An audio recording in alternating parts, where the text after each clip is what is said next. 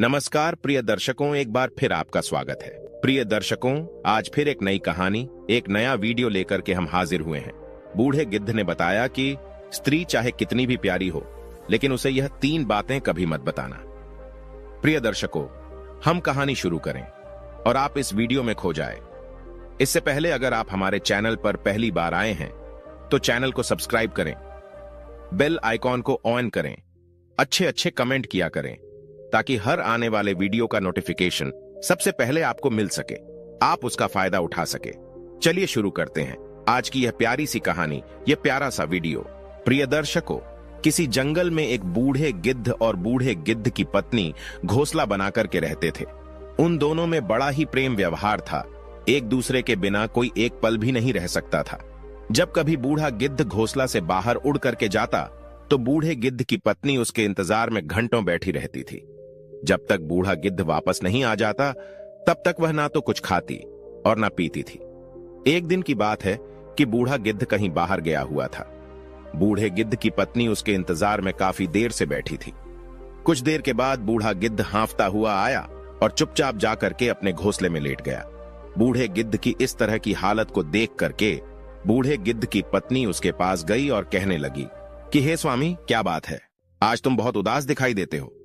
बूढ़ा गिद्ध कहने लगा, कोई बात नहीं है। लेकिन बूढ़े गिद्ध की पत्नी जिद करने लगी कि तुम मुझसे कुछ छिपा रहे हो।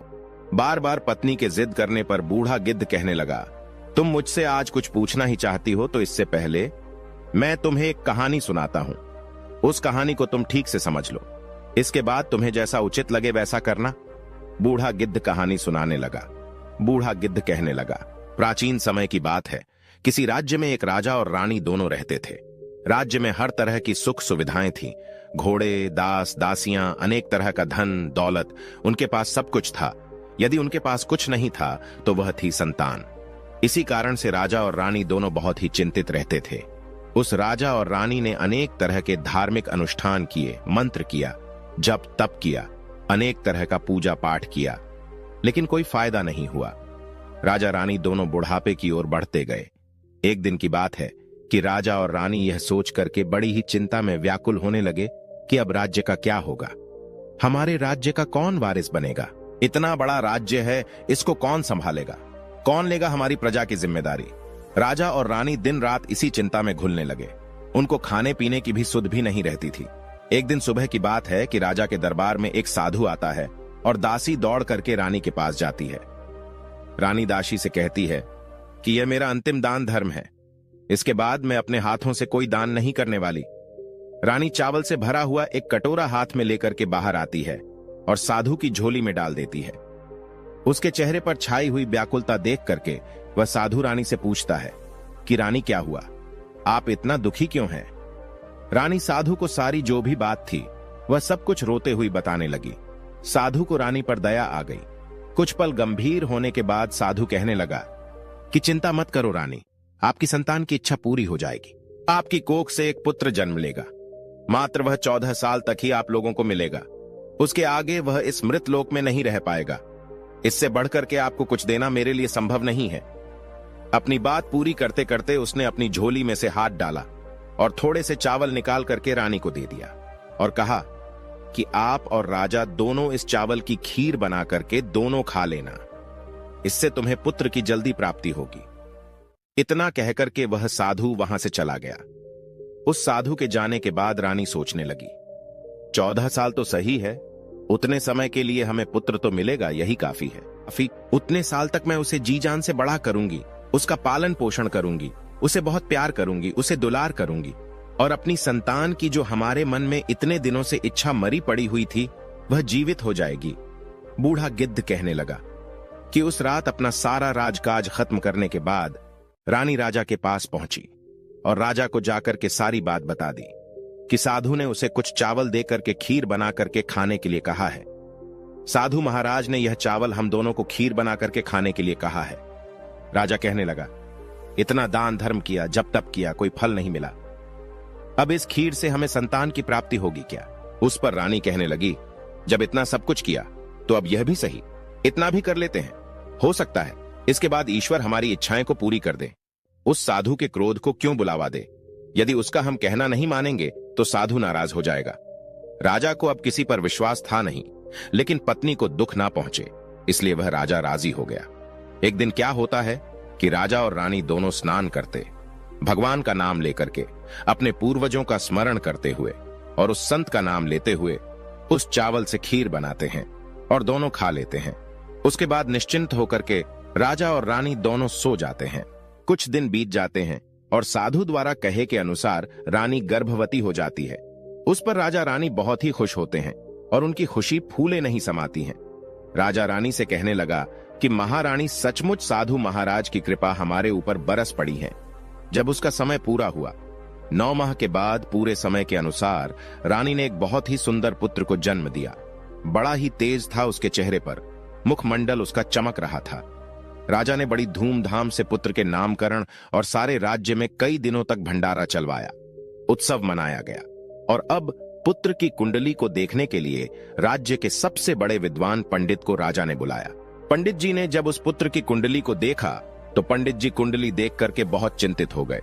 कहने लगे कि महाराज, जो ये पुत्र है सिर्फ 14 साल तक जीवित रहेगा। राजा को इस बात की भनक भी नहीं थी। रानी को भी साधु महाराज की बात याद आ गई। दोनों चुप रह जाते हैं। उसके बाद राजा और रानी बड़े लाड प्यार से बेटे का पालन पोषण करते हैं। उस बेटे की हर ख्वाहिश को, हर चीज को वो पूरी करते थे। थोड़े समय के लिए ही सही, भगवान ने संतान की अपनी मुराद पूरी कर दी थी। इसे वह हमेशा अपना किस्मत मानते थे। राजपुत्र दिन प्रतिदिन बड़ा होता गया। जब वह 7 साल का हो जाता है तो राजा एक अच्छे गुरु की नियुक्ति करके उसे पढ़ाई लिखाई में राजश्री शास्त्र और घुड़सवारी आदि 12 विद्याओं का शिक्षण कराते हैं। जब वह सब शास्त्र और विद्या में पारंगत हो जाता है और 12 साल की उम्र का वह जब बालक हो जाता है, तब एक अच्छी सी राजकन्या को देख करके उस बालक की शादी करवा दी जाती है। 2-3 साल बीत जाते हैं। बेटा जब 14 साल का हो जाता है तो एक दिन वह राजपुत्र राजा से कहता है कि पिताजी, मैं अपने राज्य को घूम करके देखना चाहता हूं। आज तक मैंने इस राज्य दरबार के और इस महल के सिवाय मैंने बाहर कुछ नहीं देखा है। बेटे की बात को सुन करके राजा बड़ा परेशान हो जाता है, क्योंकि पुत्र को 14वां साल शुरू हो गया था। अब कोई अनहोनी होने का वक्त नजदीक आ पहुंचा था। लेकिन राजा ये सब बातें पुत्र को नहीं बता सकता था। वह क्या करता कि चेहरे में खुशी ला करके बेटे से कहता, हाँ हाँ जरूर जाओ बेटा, तुम्हें अपना सारा राज्य घूम करके देखना चाहिए। कहां क्या है यह सब जानना बहुत जरूरी है। कल मेरे बाद तुम्ही को इस राज्य का राजा बनना है। मात्र एक बात का ध्यान रखना, तुम जहां जा रहे हो, क्या कर रहे हो, यह बात अपनी पत्नी को कभी मत बताना। पुत्र कहता है, ठीक है पिताजी, आपने जो भी कहा है मैं वैसा ही करूंगा। एक दिन क्या होता है कि राजपुत्र दिन भर अपनी पत्नी के साथ मौज मस्ती करता है, खुशियां मनाता है और रात को ठीक 12 बजे बिस्तर से उठ करके बाहर चला जाता है। फिर सुबह होने से पहले वह वापस अपने महल में आकर के सो जाता है। ऐसे बहुत दिनों तक चलता रहा। अब पुत्र का 14वां साल खत्म होने में कुछ ही दिन समय शेष रह गया था। एक दिन की बात है कि उसकी पत्नी छोटी रानी रात में जाती है। रानी देखती है कि बिस्तर पर जो वह राजकुमार हैं वह नहीं है। महल में सब जगह देखती है, खोजती है, पर वह कहीं नजर नहीं आता है। क्या करेगी, किससे कहेगी, वह चुपचाप रहती है। फिर सुबह होने पर वह देखती है कि उसका पति अपने बिस्तर पर सोया हुआ है। वह पति से कुछ नहीं पूछती, लेकिन दूसरी रात भी वैसे ही होता है। तीसरी रात, चौथी रात, ऐसे कई दिनों तक चलता रहता है। रानी इस तरह के व्यवहार को देख करके अपने पति के लिए बहुत चिंतित हो जाती है, उदास हो जाती है। पति रात को कहां जाता है, क्या करता है, किससे मिलता है, उसके मन में अनेक तरह के सवाल उठते हैं, लेकिन उसे पूछने में उसे डर लगता है। शायद पत्नी के पूछने पर पति को गुस्सा आ जाए और वह गुस्से में आकर के कुछ भी कर बैठे। सास ससुर से पूछने के बारे में सोचा तो उसकी कुल मर्यादा बीच में आ जाती है। सोचने लगती है कि इस बात को अपने सास ससुर से क्यों पूछूं। इसी तरह से मन ही मन में वह घुटती रहती है। इस हालत से उसे खाने पीने में किसी प्रकार की कोई दिलचस्पी नहीं रह जाती है। धीरे धीरे वह एकदम से दुबली पतली होकर के कमजोर हो जाती है। एक दिन की बात है, उस राज्य में एक फूल बेचने वाली बूढ़ी माली आ गई। वह हमेशा छोटी रानी को फूल देने के लिए महल में आया करती थी। उस बुढ़िया का ध्यान छोटी रानी पर चला जाता है। वह छोटी रानी से पूछती है कि बेटी क्या बात है, तुम क्यों दुखी हो? इस तरह से मैं देखती हूं कि तुम सूख करके काटा होती जा रही हो। रानी कहने लगती है कि क्या बताऊं तुम्हें अम्मा, कि तुम्हारा जो यह राजपुत्र है वह प्रत्येक रात्रि को बिस्तर से अपने उठ करके कहीं चला जाता है और सुबह होने से पहले ही वापस आकर के अपने बिस्तर पर सो जाता है। वह कहां जाता है, किससे मिलता है, कौन सी उसकी प्रेमिका है, ये सब सोच करके मेरा मन बड़ा दुखी होता है और इसी दुख और चिंता के कारण मैंने खाना पीना सब कुछ छोड़ दिया है और इसीलिए सूख करके मैं काटा बन गई। बुढ़िया की बात सुन करके उसे एक उपाय बुढ़िया बताती है।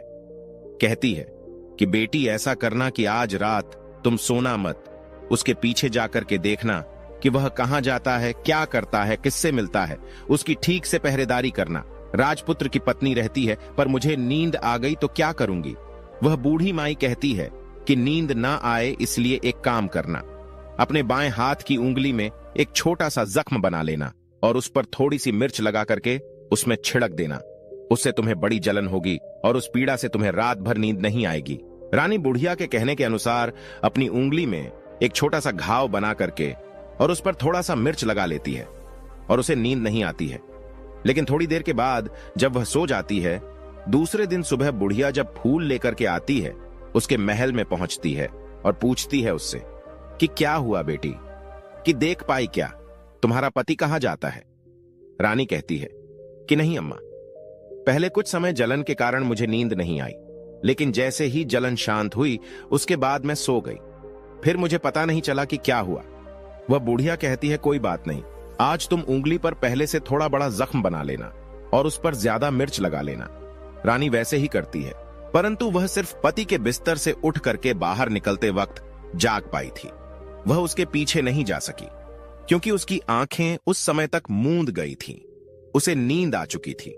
दूसरे दिन सुबह जब वह फिर बुढ़िया आती है और रानी से पूछती है तो रानी रो करके कहने लगती है कि अम्मा, आज भी उसकी पहरेदारी में ठीक से नहीं कर पाई। बुढ़िया कहती है कि बेटी, सब कुछ ठीक हो जाएगा, तुम आज रात जख्म और बड़ा करना और उस पर ज्यादा मिर्च के साथ नमक भी लगा लेना। और एक काम करना बेटी, वह जब जाने के लिए निकलता है तो उसका रास्ता रोक करके उसके सामने खड़ी हो जाना। बुढ़िया ने जैसा बताया रानी वैसा ही करती चली गई। आज रात उसे नींद नहीं आ रही थी। पति रात के 12 बजे बिस्तर से उठ करके जब महल से निकलने के लिए आगे बढ़ता है तो वह बुढ़िया ने जिस तरह से उसे बताया था उसी तरह से रानी आकर के पति के सामने रास्ता रोक करके खड़ी हो जाती है। कहती है, कहां जा रहे हो और किससे मिलने के लिए तुम जा रहे हो, मुझे यह बताओ, इसके बाद मैं तुम्हें जाने दूंगी।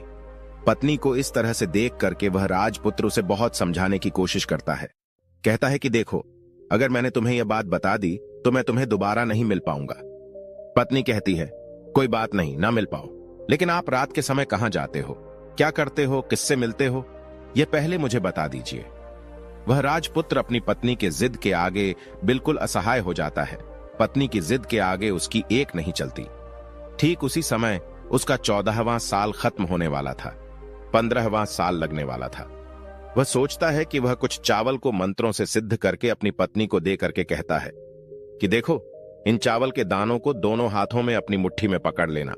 पहले दाएं हाथ में पकड़े चावल मेरे ऊपर फेंक देना। मैं कौन हूं तुम्हें पता चल जाएगा। बाद में बाएं हाथ में पकड़े हुए चावल मेरे ऊपर फेंकना, मैं जैसा था तुम्हें मिल जाऊंगा। लेकिन यदि तुम बाएं हाथ के चावल मेरे ऊपर फेंकना भूल गई तो मैं तुम्हें कभी नहीं मिल पाऊंगा, इतना याद रखना। रानी बड़े आत्मविश्वास के साथ कह करके दाएं हाथ में पकड़े चावल पति के ऊपर फेंक देती है। वह जो राजपुत्र था एकदम एक घोड़े में परिवर्तित हो जाता है। एक सफेद घोड़ा, लंबी गर्दन, बड़ी बड़ी उसकी आयाल।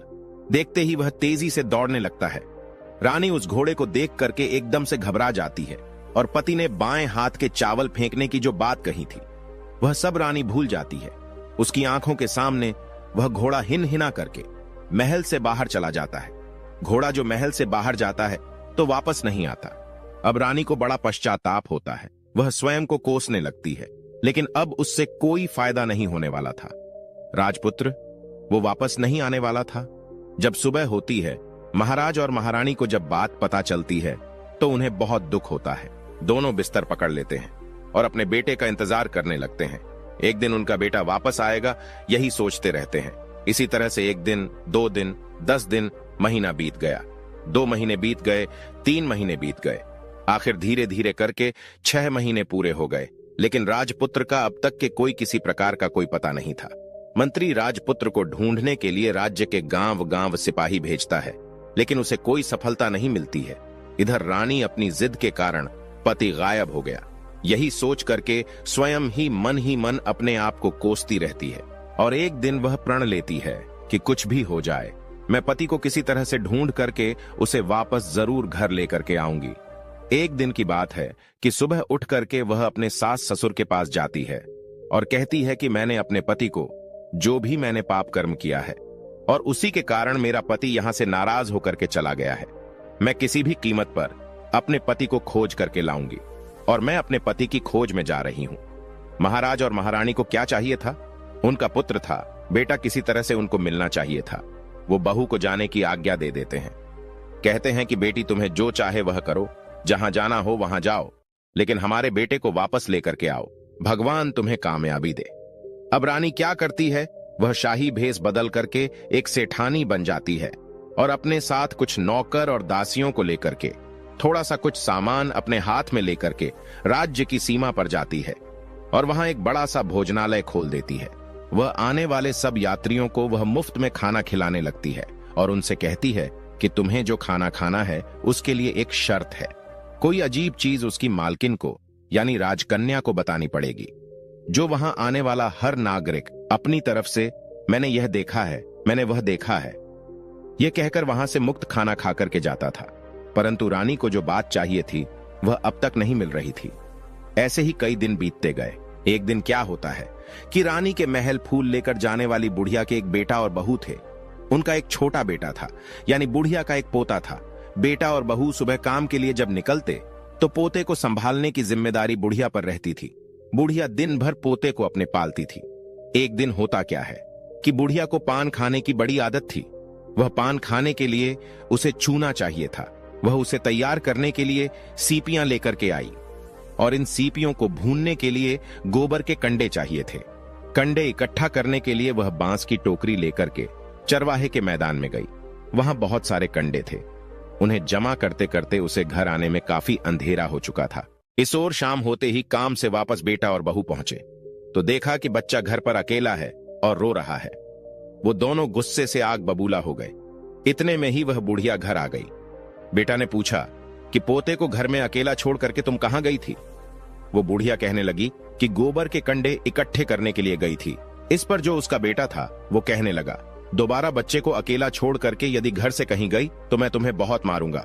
बुढ़िया कहने लगी कि नहीं बेटा, फिर कभी ऐसा नहीं करूंगी। लेकिन दूसरे ही दिन बुढ़िया यह बात भूल गई और फिर वहीं चरवाहे के मैदान में जाकर के कंडे इकट्ठे करने के लिए वह चली गई। शाम को जब बेटा और बहू अपने काम को करके वापस आते हैं तो देखते हैं कि आज फिर उनका बच्चा घर में अकेला है और रो रहा है। अब उसके बेटे की जो सहन शक्ति थी वह समाप्त हो गई और बुढ़िया के वापस आने पर वे लोग उसे घर से निकाल देते हैं। बुढ़िया रात भर घर के बाहर अंधेरे में बैठी रही और सुबह होते ही टोकरी लेकर के कंडे इकट्ठा करने के लिए वह निकल गई। उस दिन उस पर कंडे इकट्ठा करने का मानो पागलपन सवार था। वह कंडों को इकट्ठा करते करते कब अंधेरा हो गया, सुबह से शाम हो गई, उसे कुछ पता नहीं चला। जब उसे ध्यान आया तो गांव का जो रास्ता था वह ठीक तरह से उसे दिखाई भी नहीं दे रहा था और वह अंधेरे में अपनी आंखें फाड़ फाड़ करके देखती और किसी तरह से वह आगे चल रही थी। फिर एक दिन क्या होता है कि एक कपिला गाय छन छन की आवाज करते हुए, जिसके गले में एक घंटी थी, वह ठुमक कर उस मैदान पर आ गई और उसे देख करके बुढ़िया सोचने लगी कि इस गाय के पीछे पीछे जाऊंगी तो गांव तक अवश्य पहुंच जाऊंगी। यही सोच करके वह बुढ़िया उसके पीछे पीछे चलने लगी। गाय क्या करती है कि उस मैदान से लेकर के एक एक करके 6 मैदानों को पार करती हुई आखिर में वह 7वें मैदान पर जाकर के पहुंच जाती है। तो वहां क्या होता है कि उस मैदान पर एक बड़ा सा पत्थर था, जिसे गाय ने जाकर के उस पत्थर को अपनी सींग मारा और हटा दिया। पत्थर जब हटा तो वह पाताल में जाने के लिए नीचे सीढ़ियां दिखाई देने लगी। जब वह गाय उन सीढ़ियों से नीचे जाने लगी तब बुढ़िया यह सब देखती रही और झट से जाकर के उस गाय की पूंछ को पकड़ लिया और पूंछ पकड़ करके वह गाय के साथ साथ नीचे पाताल लोक में पहुंच गई। पाताल में पहुंचते ही तुरंत गाय की पूंछ को बुढ़िया ने छोड़ दिया और इधर उधर देखने लगी। वहीं बुढ़िया ने देखा कि पाताल में सब जगह तो जगमगाहट है, दीप जल रहे हैं और तेज रोशनी गाय के ऊपर पड़ती है और वह अद्भुत अजीब तरह की घटनाएं घट रही हैं। गाय के नीचे जाते ही उसके गले में अपने आप शाकल पड़ गई और छम छम करके कोई दुधारी में गाय का दूध दुधाने लगी, लेकिन जो भी कोई वह कर रहा है वह मात्र दिखाई नहीं दे रहा। बुढ़िया यह सब देख करके बहुत घबरा गई। सोचने लगी, कहां आकर के मैं फंस गई। यहां वहां छिपने की वह बुढ़िया जगह ढूंढने लगी, लेकिन उसे कहीं जगह नहीं मिली। हर तरफ उजाला था। अब एक कोने में जाकर के वह बुढ़िया खड़ी हो गई। सब कुछ जो कुछ सामने हो रहा था उसे वह चुपचाप देखने लगी। कुछ पल के बाद वह झट से एक सफेद घोड़ा आया और वहां 2 कुंड थे। उसमें एक कुंड में उस घोड़े ने छलांग लगाई और ऊपर आ गए। अब उसे राजपुत्र का रूप प्राप्त हो गया। राजपुत्र बनने के बाद उसने दूसरे कुंड में पानी में स्नान किया। वहां रखे नए नए कपड़े पहने और एक सुंदर पलंग पड़ा था, उस पर आकर के बैठ गया। उसके सामने अपने आप 5 पकवानों की थाली आ गई, दूध की प्याली आई, पान आ गया और उसके सामने एक कौवा बैठा हुआ था।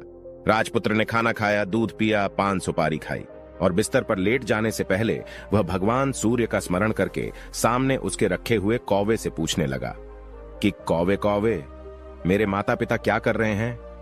कौवा कहने लगा, बेटे के शोक में वो डूबे हैं। वह कहने लगा कि राज्य को कौन संभाल रहा है? कौवा कहने लगा कि राज्य प्रधान संभालता है। राजकुमार ने पूछा कि मेरी पत्नी क्या करती है?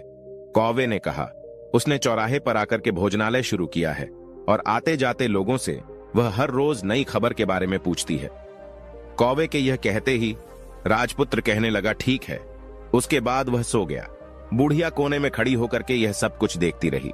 ऐसी अद्भुत घटना उसने जिंदगी में पहली बार देखी थी। उसे अंदर ही अंदर बड़ी व्याकुलता होने लगी। वह अपनी भूख प्यास सब कुछ भूल करके आगे क्या होता है यह देखने के लिए व्याकुल होने लगी। लेकिन उसके बाद और कुछ घटनाएं नहीं घटी थीं। इसी तरह से रात बीत गई, सुबह हो गई। सुबह होने पर पलंग पर सोया हुआ वह राजकुमार उठा और फिर से पहले वाले कुंड में छलांग लगाई। अब वह फिर से घोड़ा बनकर के कुंड से बाहर आ गया और बाहर आते ही वह तेजी से उस पाताल नगरी के बाहर निकल गया। लेकिन वह कहां गया, बुढ़िया को कुछ पता नहीं चला। उसके बाद पिछली रात की तरह कोई उस गाय को छम छम करके दूध धोने लगा। जैसे ही दूध धोना खत्म हुआ, गले में उसके रस्सी पड़ गई और जो रस्सी पड़ी हुई थी वो अपने आप खुल गई और वह गाय तेजी से ऊपर जाने वाली सीढ़ियों की ओर भागने लगी। गाय को उस तरह जाते हुए देख करके वह बुढ़िया सोचने लगी, अब गाय के साथ यहां से ऊपर जाना ही समझदारी है, नहीं तो कोई नई मुसीबत आकर के मेरे ऊपर पड़ जाएगी। झट से उस बुढ़िया ने गाय की पूंछ पकड़ी और गाय के साथ वह बाहर आ गई थी। गाय जब ऊपर मैदान में पहुंची तो सुरंग का रास्ता अपने आप बंद हो गया और उसके मुंह पर रखा हुआ बड़ा सा पत्थर वह पहले की तरह ही रखा गया। ऊपर आकर के वह गाय जंगल की ओर चली गई तो उधर बुढ़िया एकदम बावली सी होकर के पाताल नगरी में जो कुछ भी उसने देखा था जल्दी से जल्दी किसी को बताने के लिए वह व्याकुल होने लगी। एकदम से याद आया कि नगर की सीमा पर कोई औरत है जो भोजनालय चलाती है और नई बात बताने वाले को वो खाना फ्री में खिलाती है। ऐसा सोच करके वह सोचने लगी कि मैं क्यों ना जा करके उस औरत को बात बताऊं और यदि उसे यह बात पसंद आ गई तो बाकी जीवन खाने पीने की जो भी झंझट है उससे सब मुक्ति मिल जाएगी। बुढ़िया ने मन में विचार किया और तुरंत उस भोजनालय के द्वार पर टंगे हुए नगाड़े के सामने जाकर के पहुंच गई और जोर से नगाड़ा बजाना शुरू कर दिया। नगाड़े का इस तरह से बजना सुन करके मालकिन यानी छोटी रानी की मन में बड़ी प्रसन्नता होती है। सोचती है कि शायद कोई बड़ी बात लेकर के यहां आया है। रानी सिपाहियों को आदेश देती है कि जाइए और जो भी कोई आया है उसकी अच्छी तरह से खातिरदारी कीजिए। आदेश पाते ही सिपाही नीचे दौड़ करके गए तो एक बुढ़िया नगाड़ा बजा रही है। उन्होंने उस बुढ़िया से पूछा कि क्यों रे बुढ़िया, क्या हुआ, क्यों नगाड़ा बजा रही है? बुढ़िया कहने लगी, कुछ नहीं बेटा, यहां खाना मिलता है ना, इसीलिए आई हूं। खाना चाहिए मिलेगा, लेकिन मुझे तुमसे कोई नई बात जाननी है, वह बात तुम्हें पहले बतानी पड़ेगी। गुड़िया ने कहा कि हाँ बताऊंगी, एक बात मालूम है मुझे। इस पर सिपाही उसे अंदर लेकर के आए। उनको मालकिन का आदेश था कि जो कोई बूढ़ा बुजुर्ग वहां आए उनके साथ अच्छी तरह से पेश आना और उनका अच्छा से आदर सत्कार करना और सेवा करना। सिपाही ने उस बुढ़िया को भरपूर आदर्श सत्कार किया और बड़ी सी थाली भर करके अनेक तरह के व्यंजन को परोस दिया। बुढ़िया ने कुछ दिनों से उन्होंने खाना नहीं खाया था। कई दिनों से वह बुढ़िया भूखी थी। खाने को देखती ही वह खाने पर टूट पड़ी और जब उसने खाना खा लिया तो उसे सिपाहियों ने नई साड़ी पहनने के लिए दी। उसके बाद उसे लेकर के वह सब रानी के पास ले गए। बुढ़िया और रानी ने तुरंत एक दूसरे को पहचान लिया। बुढ़िया कहने लगी कि बेटी तुम, और रानी बोली अम्मा तुम। कुछ देर तक दोनों अनेक तरह की बातें करती रहीं। रानी आखिर बुढ़िया से कहने लगी कि अम्मा अब बताओ तुमने क्या नई बात देखी है। नई बात मैंने कोई नहीं देखी। बुढ़िया कहने लगी वह तो मेरे पास तुम्हें देने के लिए खाने के पैसे नहीं थे, इसीलिए मैंने झूठ कहा और नगाड़ा बजा दिया। रानी ने कहा कि अम्मा घबराओ नहीं, मैं किसी को तुम्हारा नाम नहीं बताऊंगी। फिर भी बुढ़िया कहने लगी कि मैंने क्या देखा, कब देखा करके आनाकानी करने लगी। इस पर वह जो रानी थी उसने कहा देखो अम्मा, यदि तुमने मुझे वह नई बात बताई तो जिंदगी भर में तुम्हारी देखभाल करूंगी और तुम्हें रानी माता की तरह रखूंगी। अब बुढ़िया इस बात को सुन करके बताने के लिए तैयार हो गई। उसने जो कुछ भी उस चारागाह वाले मैदान से लेकर के उस पाताल लोक में जो कुछ भी देखा था वह सब कुछ उसने उस राजकुमारी को बता दिया। राजपुत्र उसी का पति है। वह तुरंत बुढ़िया से कहने लगी अम्मा मुझे उस जगह पर लेकर के चलो। बुढ़िया कहने लगी कि नहीं बेटी, वह पाताल राज्य है, सांप है। यदि किसी ने तुम्हें देख लिया तो तुम्हारी जान खतरे में पड़ सकती है। लेकिन रानी उसकी एक भी नहीं सुनती। उसे उस जगह पर ले जाने के लिए वह जिद करने लगी। आखिर में बुढ़िया ने रानी का कहना मान लिया और कहने लगी कि ठीक है, मैं तुम्हें वहां लेकर के चलती हूं, पर आज नहीं, कल वहां जाना, शाम को ही जाना होगा। दूसरे दिन दोपहर को रानी बुढ़िया के साथ उसी मैदान पर गई और एक जगह छुप करके गाय के आने का इंतजार करने लगी। जब शाम हुआ, अंधेरा होने लगा। गाय हमेशा की तरह वहां आई। मैदान के उस कोने में जाकर के उसने पत्थर पर सींग मारा और झट से पत्थर हट करके सुरंग जाने का रास्ता खुल गया। गाय उस रास्ते से नीचे उतरने लगी तो बुढ़िया रानी से कहती है कि जल्दी आगे बढ़ो बिटिया, हम गाय की पूंछ पकड़ करके नीचे चलेंगे। वो दोनों बुढ़िया और रानी गाय की पूंछ पकड़ करके पाताल लोक में पहुंच जाते हैं और बुढ़िया पहले की तरह कोने में छिप जाती है। कोने में छिपी वह नीचे सब कुछ पहले जैसी जो घटनाएं थीं वो घटित हो रही थी। गाय के गले में अपने आप रस्सी पड़ गई। कोई अदृश्य आदमी आकर के उस गाय को दुधाने लगा। एक सफेद घोड़ा आकर के एक कुंड में छलांग लगाया और राजपुत्र के रूप में वह बाहर आया।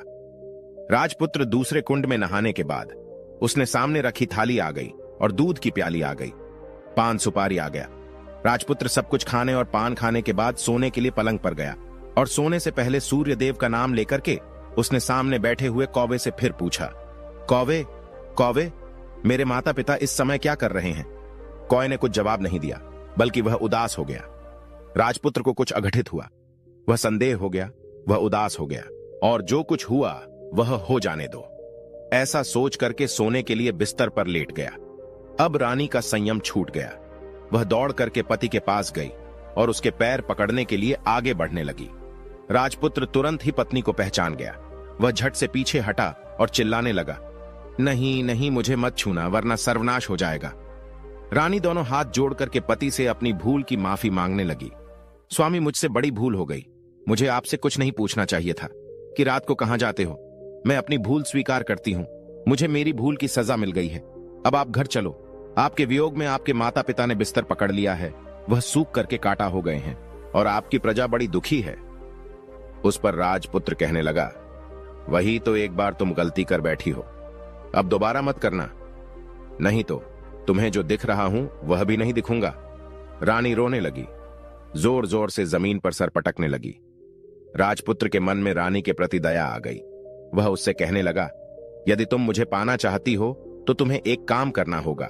काम बड़ा कठिन है और वह काम तुम्हें अकेले ही करना होगा। रानी ने कहा, कहो कितना भी कठिन काम होगा, मैं उसे पूरा करूंगी। उस राजपुत्र ने कहा कि इस पाताल से ऊपर जाते ही तुम्हें एक बड़ा घना जंगल नजर आएगा और इस तरह के 6 जंगलों को पार करने के बाद जब 7वां जंगल तुमको मिलेगा तो उस जंगल के बीचों बीच में एक बरगद का पेड़ है और उसके आसपास जगह जगह पत्ते, फंदे, जुटाए कांटे आदि सब फैल चुका है। वहां बाघ, शेर, भालू, सांप सभी आकर के वहां बैठते हैं। तुम्हें उन सबको भगा करके उस जगह को साफ करना है और उसको गोबर से लीप करके पवित्र बनाना है। वहां पर रंगोली सजा करके उसके बाद वहां पर धूप, दीप, अगरबत्ती करके फूल कुमकुम से पेड़ के तने की पूजा करनी है। और दूध दही से बने चावल का भोग चढ़ाना है। यह सब तुम दोपहर के 12 बजे से पहले करना होगा और 12 बजे के समय तुम्हें उस जगह पर बैठ करके सूर्य भगवान का मंत्र का जाप करना है। ठीक 12 बजे सूर्य भगवान का रथ आकर के वहां उतरेगा और वो सब देख करके जब खुश हो जाएंगे और कहेंगे कि जिस किसी ने यह सब किया है उसे मैं मनचाहा वरदान देना चाहता हूं। ऐसा सुन करके तुम सामने जाना और उनके रथ का दाहिना घोड़ा मांग लेना, मैं तुम्हें मिल जाऊंगा। इतना कह करके वह राजपुत्र अपने पलंग पर जाकर के सो गया और छोटी रानी सुबह होने का इंतजार करने लगी।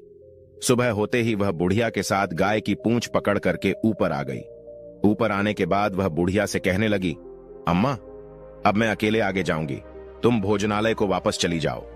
वह जंगल में जाकर के राजपुत्र के द्वारा बताई गई जो भी बात थी वह ढूंढने लगी और स्वयं आरी से उस जगह सब कुछ काटने के बाद साफ सफाई किया और जैसा उस राजपुत्र ने कहा था वैसे ही उसने उस जगह को साफ करके, लीप पोत करके और चंदन धूप दीप अगरबत्ती करके दूसरे दिन 12 बजने से पहले ही वहां जाकर के यह सब कुछ करती है और बैठ करके भगवान सूर्य का स्मरण करने लगी, जैसा कि उसके पति ने बताया था। दोपहर को ठीक 12 बजे सूर्य भगवान का रथ उस स्थान पर आकर के रुक गया। सूर्य भगवान ने जब रथ से नीचे देखा तो सुगंधित वातावरण देख करके वह बहुत प्रसन्न हो गए। कहने लगे कि जिस किसी ने यह काम किया है वह यहां आकर के मुझसे मन चाहा वरदान मांग ले, उसे मैं अवश्य दूंगा।